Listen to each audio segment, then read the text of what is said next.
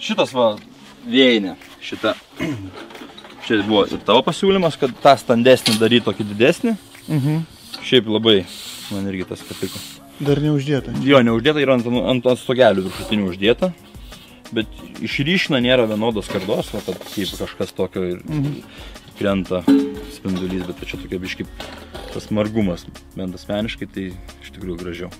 Ir aš dar pastebėjau nuo 10, nuo 8 cm, jeigu būna lygiai ta skarda, bet to standumo banguojasi. Banguojasi. Gauna karščio, gauna saulės, tiesioginės ir viskas. Tikrai banguojasi.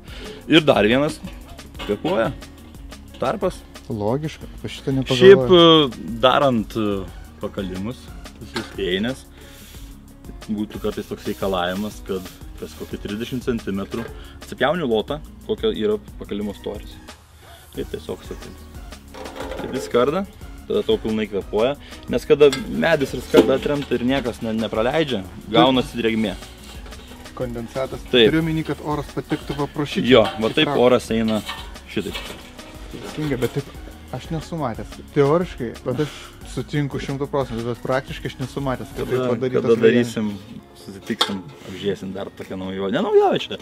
Čia patys, kas mėgsta savo darbą, biškį jungia mąstymą. Tai daug visokių kvėpavimo niuansų yra.